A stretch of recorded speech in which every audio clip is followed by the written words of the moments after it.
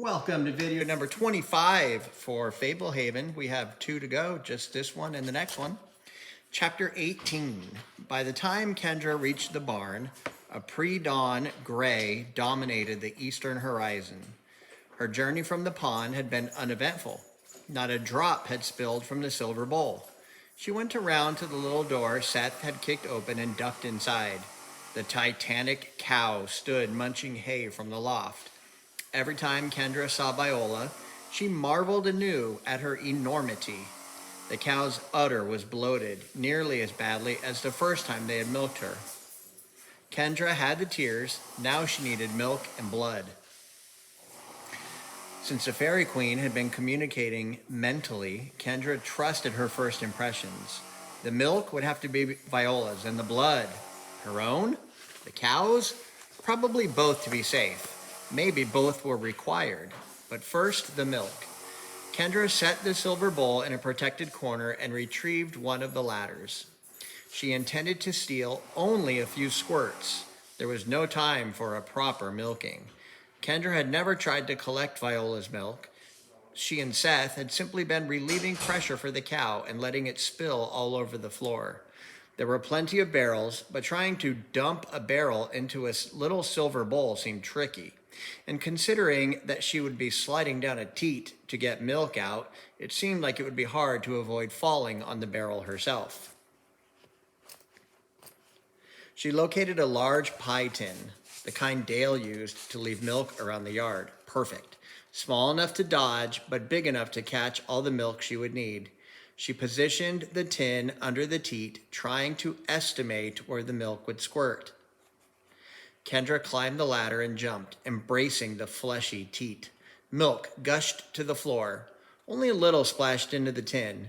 She adjusted the tin, climbed the ladder, and tried again. This time, a direct hit, filling the tin almost to the brim, and she even managed to keep her feet on the landing.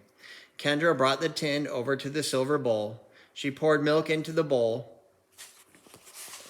Only blood remained. Viola mooed thunderously, apparently upset at having her milking abruptly halted right after it began. "You're going to moo louder than that," Kendra muttered under her breath. How much blood would she need? The Fairy Queen had not specified quantities. Kendra went through the closets looking for tools.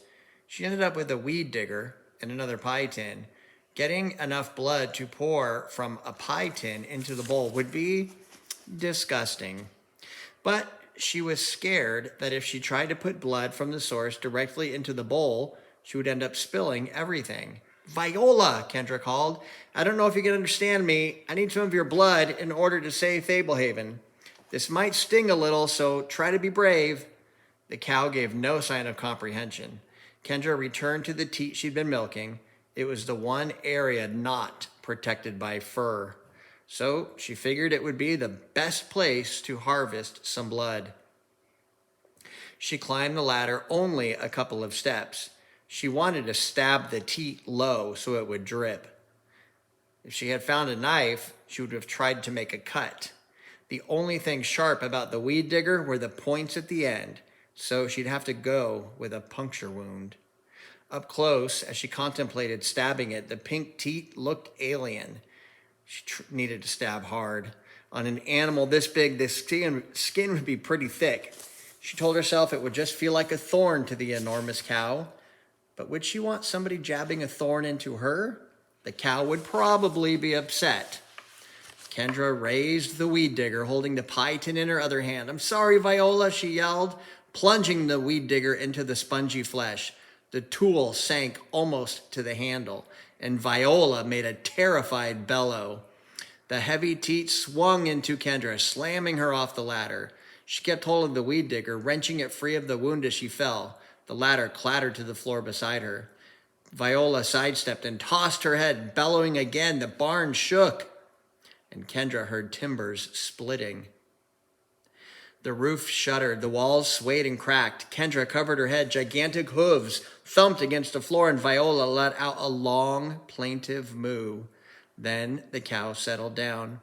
Kendra looked up. Dust and hay floated down from above.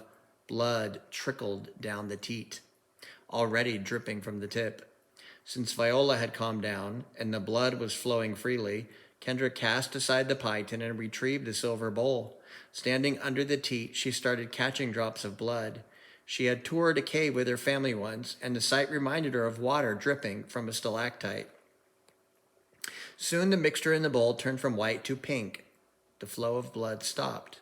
The lower side and tip of the teat were stained red. Kendra supposed it was enough.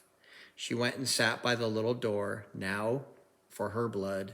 Maybe she could just try the cow blood and see if that worked. No, haste was essential. How would she get blood out? No way she was using the weed digger unless she could sterilize it. Leaving the bowl, she hunted through the closets again. She noticed a safety pin on a pair of coveralls. She unpinned it and ran back to the bowl. Holding her hand over the bowl, she hesitated. Kendra had always hated needles. The idea of being fully aware that something was about to hurt her, having to endure it calmly. But today was not a day to be squeamish. Gritting her teeth, she stuck her thumb with the pin and then squeezed 2 drops of blood into the mixture. That would have to do. Kendra looked at the pie tin. She should probably drink some milk herself, since a new day was beginning. She took a sip. Then she realized that her family would need milk as well when she found them. There'd been bottled water in one of the closets. Kendra hurried to the closet, selected a bottle, unscrewed the cap, and dumped the contents and filled it with milk from the pie tin. The bottle barely fit in her pocket. Kendra retrieved the small silver bowl, swirling the solution a bit. She exited the barn. Pre-dawn colors streaked the horizon. Sunrise was approaching. Now what? There were no fairies in sight. When the fairy queen had given instructions, Kendra had felt no doubt that the handmaidens she referred to were the fairies. She was supposed to make a potion for them that would somehow get them to help her. What would it do? Kendra realized that she had no idea. What could it do?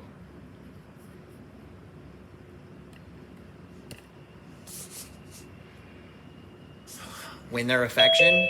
Then what? Lacking other options, she had to trust the reassurance she had felt when the fairy queen spoke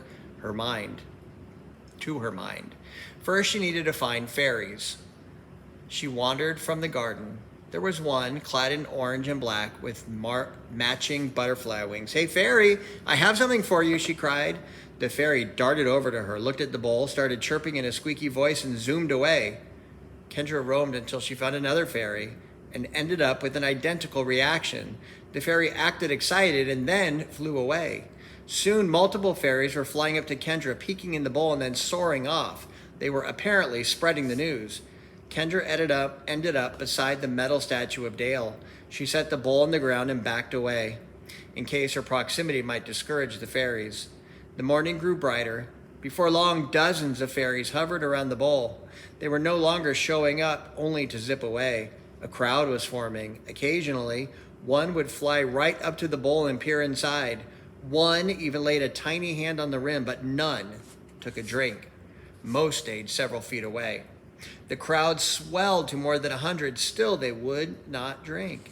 Kendra tried to be patient. She did not want to frighten them away. Suddenly, the sound of a mighty wind interrupted the quiet morning.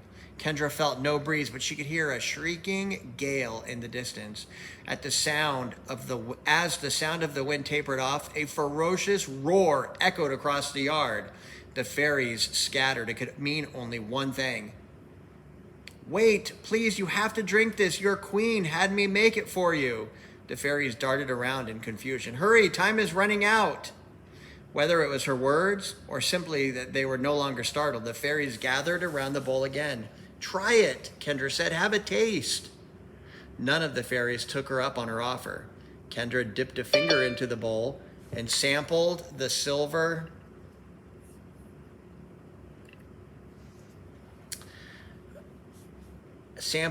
elixir.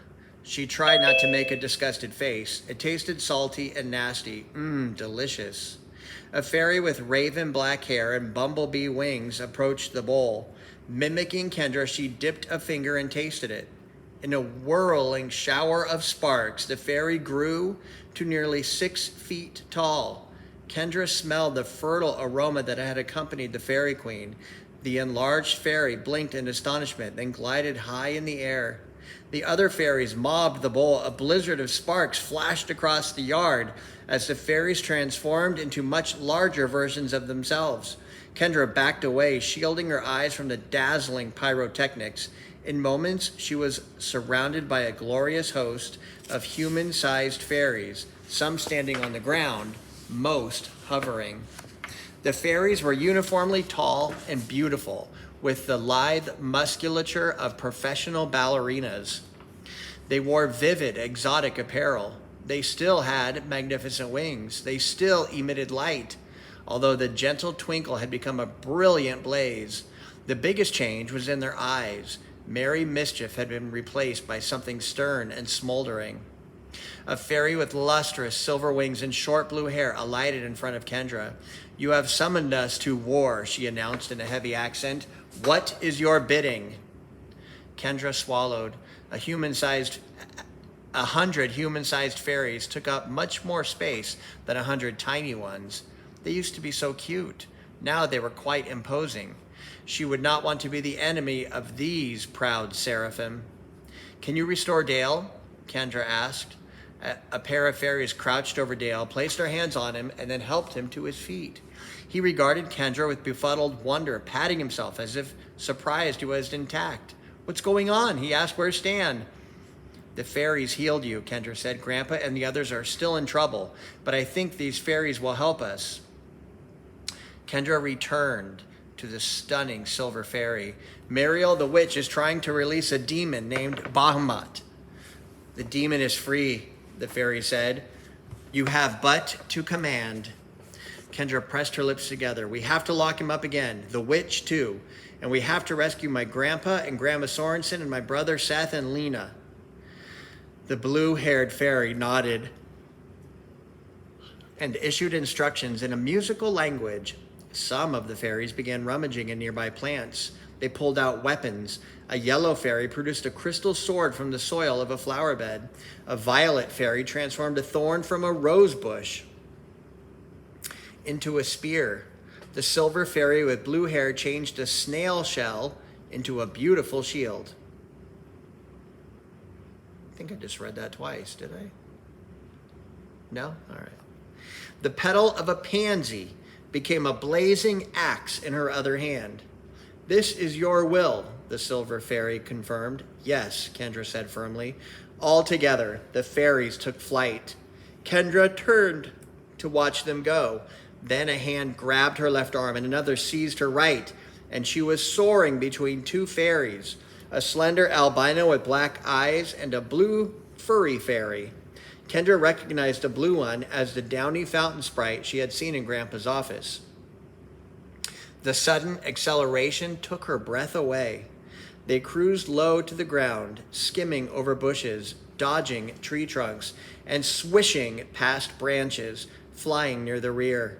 Kendra marveled at the squadron of fairies ahead of her, effortlessly weaving through obstacles at such reckless speed. The exhilaration was overwhelming. The wind of their velocity brought tears to her eyes. The pond with the gazebo streaked by beneath her. At this rate, they would reach the forgotten chapel in moments. But what about when they got there? Bahamut was supposed to be incredibly powerful. Even so, considering the legion of fierce fairies surrounding her, Kendra liked her odds. Glancing back, Kendra saw no fairies behind her. They had apparently left Dale in the yard. The mad dash through the forest continued until the fairies ahead swooped skyward. Kendra's escorts followed, rocketing up beyond the treetops. The sudden ascent left her mouth dry and her stomach tingling. And then she was no longer moving. Kendra and her escorts hovered above the treetops, watching the others plunging toward the forgotten chapel. Kendra tried to recover from the thrill of flying and digest what was happening below. 4 winged creatures were rising to meet the fairy. The huge gargoyles were at least 10 feet tall, with razor claws and horns like rams. A few fairies broke off from the main group to intercept them. The winged beasts clawed at their smaller opponents, but the fairies adroitly evaded the blows and slashed off their wings, sending the gargoyles hurtling to the ground. Something flashed in Kendra's eyes. The sun was peeking over the horizon. "Let's go," Kendra said to her escorts. The fairies dove. Kendra felt her stomach rise to her throat as they plunged toward the church. Human-sized imps were spilling out of the front doorway, shaking their fists and hissing at the incoming fairies. Many of the fairies cast their weapons aside and soared straight at the imps, catching them in vicious embraces and kissing them on the mouth. In radiant bursts of sparks, every imp that was kissed transformed into a human-sized fairy. Kendra saw the silver fairy with blue hair plant a kiss on an obese imp. The imp instantly metamorphosed into a plump fairy with coppery wings. As the silver fairy glided away, the plump fairy tackled another imp, forced a kiss, and in a flash the imp became a thin, Asian-looking fairy with hummingbird wings. The fairies streamed into the church. Most did not bother with the door. They glided through windows or smashed through the corroded roof. Kendra's escorts held her over a gap in the roof. She saw fairies kissing imps. Other fairies drove back a variety of foul beasts. One fairy used a golden lash to send a toad-like monstrosity crashing through the wall. Another fairy grasped a scabby beast by its mane of white hair and hurled it through a window. A gray fairy with moth-like wings chased a brawny minotaur out the front door with a scalding blast of steam from the end of her rod. Many of the unsavory creatures voluntarily fled before the terrible onslaught. Others fought back. A demonic dwarf with a hide of black scales bounded around the room, wreaking havoc with a pair of knives. A rampaging atrocity that looked like a cross between a bear and an octopus battered fairies with its thrashing tentacles. A greasy creature coughed globs of slime into the air. It had the general appearance of a large tortoise without a shell. Its body, an amoeboid puddle beneath a long neck. Several fairies crashed to the church floor, wings snarled in the goopy substance.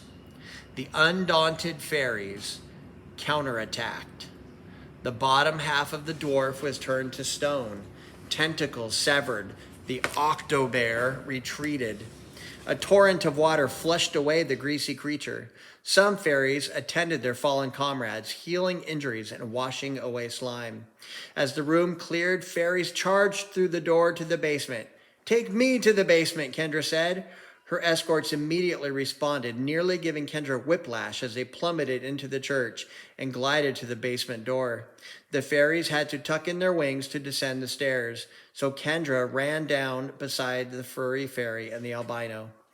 The basement had expanded. A massive excavation and renovation had occurred. It was deeper, broader, and longer. The alcove at the far side had grown as well, now completely unfettered by knotted ropes. The basement was not lighted as brightly as before, although the fairies carried their own luminescence with them. Hideous carvings sneered from the walls. One corner was piled with strange treasures, jade idols, spiked scepters, and jeweled masks. Kendra scanned the room for her family. The easiest to spot was Seth. He was inside an enormous jar with breathing holes punched in the lid. There were some leaves and branches in it with him. He'd grown no taller, but he looked 100 years old. Saggy wrinkles creased his face, and he had only a few wisps of white hair left atop his head. He placed a pruned palm against the glass. Kendra guessed that the orangutan chained to the wall was Grandpa. The large catfish swimming in the tank beside him was probably Lena, and she saw no sign of Grandma. Flanked by her fairy escorts, Kendra dashed toward her family. Scores of hideous imps scuffled with fairies. Those fights did not last long, as kisses transformed the imps back into their original forms. Kendra reached the gigantic jar. "Are you all right, Seth?" Her elderly brother nodded feebly. His smile showed that he had no teeth. A snarling imp pounced at Kendra. The blue, furry fairy caught the creature in mid-flight, pinning its arms to its sides. It resembled the same imp that had apprehended her brother earlier. The albino fairy flew up and gave the imp a kiss on the mouth, and it became a striking fairy with fiery red hair and iridescent dragonfly wings.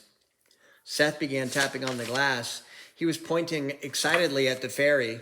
Kendra realized that it was the fairy he had unwittingly transformed. The red-headed fairy approached the jar, shaking a scolding finger at Seth. "I'm sorry," Seth mouthed from inside the container. He clasped his hands and made pleading motions.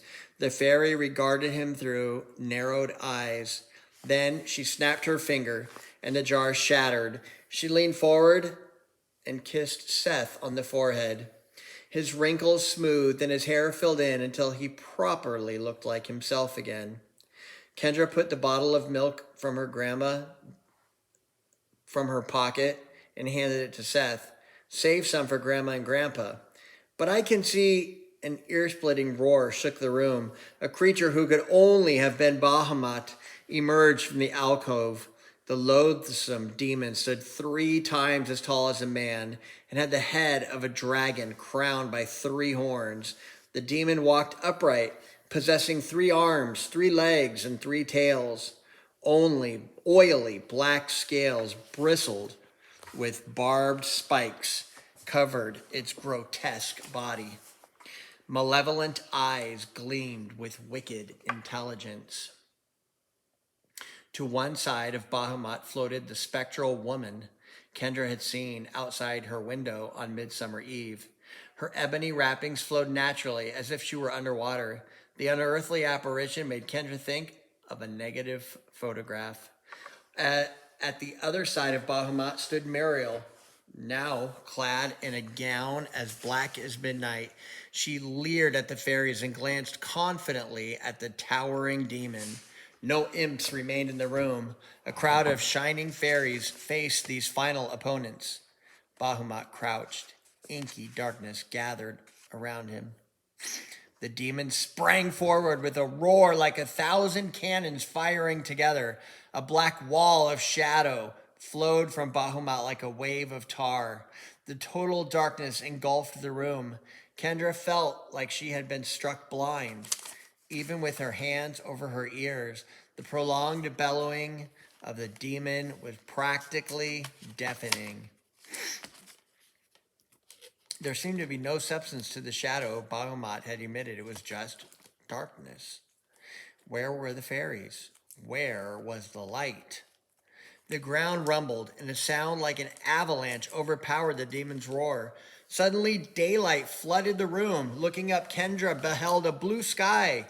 The slanted rays of the rising sun fell into the basement. The entire church had been hurled aside.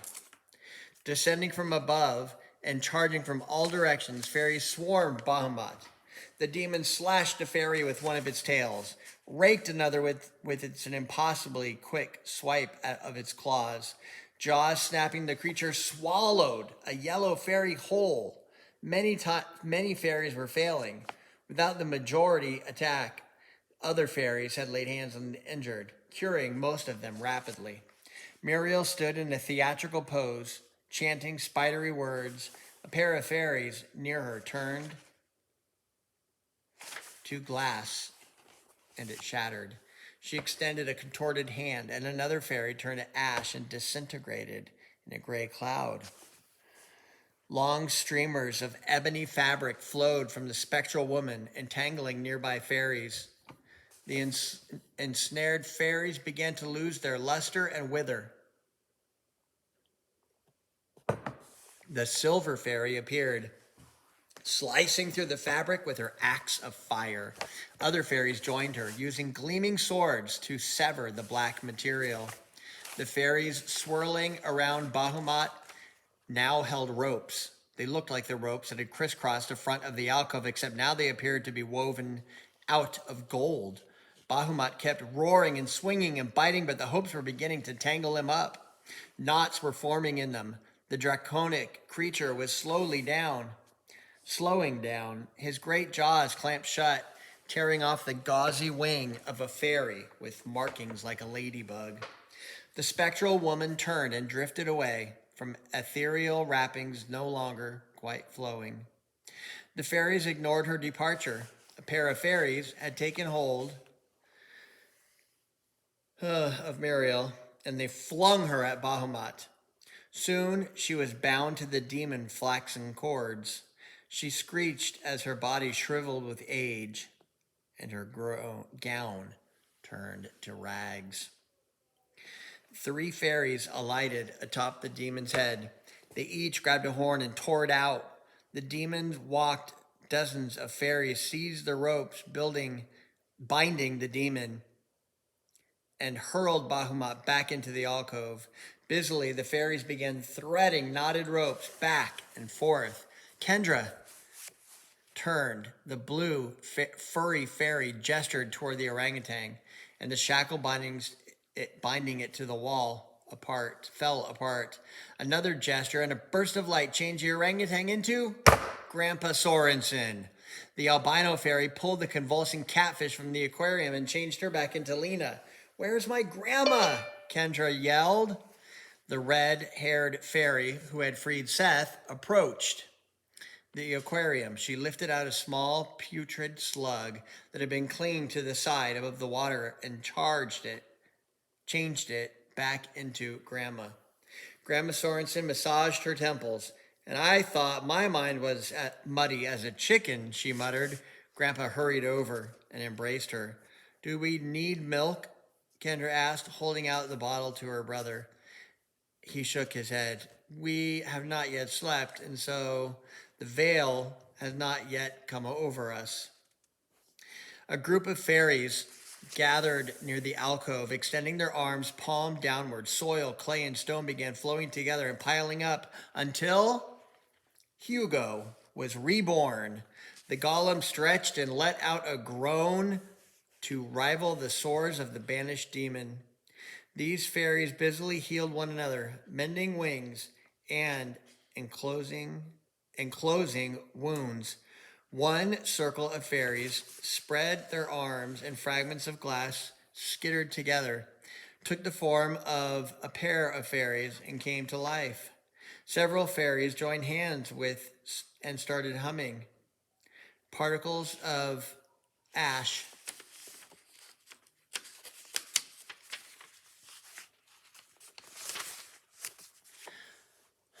swirled loosely in their mind, but refused to coalesce. The fairies released one another, and the ash dissipated. Some fairies, it seemed, were beyond rescue. Several fairies took hold of Hugo and lifted him out of the basement. Others did the same for Grandpa, Grandma, Lena, Seth, and Kendra. Airborne again, Kendra had a view of the destroyed church. The wreckage spread across the clearing for a couple hundred yards. The forgotten chapel had not simply been flung aside, it had been obliterated. The fairies set them down a good distance from the wreckage in the basement, all except Lena. 2 fairies were carrying her away. The former naiad was having harsh words with them in a foreign tongue, struggling in their grasp. Kendra touched Grandpa Sorensen's arm and nodded toward the commotion. "Nothing to be done about it," he sighed as the fairies hauled Lena away. He had an arm around Grandma, holding her close. "Hey," Kendra shouted, "bring Lena back here." The fairies holding Lena paid her no heed, passing out of sight into the woods. The remainder of the fairies assembled above the basement, floating in an enormous ring. They had more than tripled their numbers, and with all the imps they had reclaimed, Kendra had seen many fairies fall during the battle, but most had been revived and healed by the magic of their comrades. The radiant fairies raised their arms together and started singing. The music sounded impromptu, full of hundreds of interweaving melodies with almost no harmony. As they sang, the ground in the clearing began to undulate. The wreckage from the church slid across the field, clattering into the open basement. The ground began to quake. The walls of the basement crumbled. The surrounding area folded in and swallowed up. The field heaved like a stormy sea. As the undulation subsided, the basement had been replaced by a low hill. The fairy choir became more shrill. Wildflowers and fruit trees began sprouting throughout the clearing and on the hill, coming to full bloom in a matter of seconds. Flowers blossomed all over Hugo, who offered no reaction. When the signal finally ceased, a cheery hill covered by a fragrant array of brilliant blossoms and mature fruit trees had replaced the forgotten chapel. They made Hugo look all fruity, Seth complained. The legion of fairies glided toward them, scooped them up, and carried them on a breakneck flight for home. Kendra relished being part of this mercurial procession, overjoyed at the fortunate ending to the terrible night. Seth whooped the whole way as if he were riding the coolest roller coaster on the planet. Finally, the fairies deposited them in the yard where Dale stood waiting. Now I've seen everything, he said. Grandma and Grandpa Sorensen were set down beside him. The fairy with blue hair and silver wings stood before Kendra. Thank you, Kendra said. You did wonderfully. We can never repay you. The silver fairy gave a single nod, eyes glittering. As if responding to a signal, the fairies crowded Kendra, each in turn, giving her a quick kiss. As each kiss was bestowed, the fairy reverted to her former size amid dazzling sparks and darted away. The rapid succession of kisses brought overpowering sensations. Again, Kendra smelled the earthy aromas of the fairy queen, rich soil and young blossoms. She had tasted honey and fruit and berries. All were sweet beyond comparison. She heard the music of rainfall, the cry of the wind, and the roar of the sea. She felt as if the warmth of the sun were embracing her, flowing through her. The fairies kissed her eyes, her cheeks, her ears, her brow. When the last of more than 300 fairies kissed her, Kendra stumbled backward and sat down on the grass. She felt no pain. In fact, she was mildly surprised that she did not float away. She felt so light and drowsy. Grandpa and Dale helped Kendra to her feet. I would wager that this young lady has quite a story to tell, Grandpa said. I would also wager that now is not the time. Hugo, attend to your laborers. Dale was helping Kendra return to the house. She felt euphoric and distant. She was glad her family was safe, but she felt so inexplicably blissful, and the troubles of the evening seemed so remote that she began to wonder whether it had all been a surreal dream. Grandpa was holding hands with Grandma. I'm sorry it took so long to get you back, he said softly. I can guess at the reason, she said. We need to talk about you eating my eggs. They weren't your eggs, Grandpa protested. They were the eggs of the hen your mind was inhabiting. I'm glad you can still be so detached. There may be still some in the fridge. Kendra mumbled on her way up the porch and into the house. The furniture was back. Nearly all of it had been restored with some alterations. A couch had been constructed as a chair. Some lampshades were made of different material. Jewels had been added to a picture. Sir, could the brownies have worked so fast? Her eyes were drooping. Grandpa was holding Grandma's hand, whispering something in her ear. Seth was chattering, but the words made no sense. And Dale held her shoulders, guiding her to TV. They were almost to the stairs, but she could not keep her eyes open. She felt herself sailing and hands catching her, and she felt herself falling and hands catching her, and then consciousness fled. Last chapter is Farewell to Fablehaven. Finish that tomorrow. Hopefully I'll be more awake tomorrow.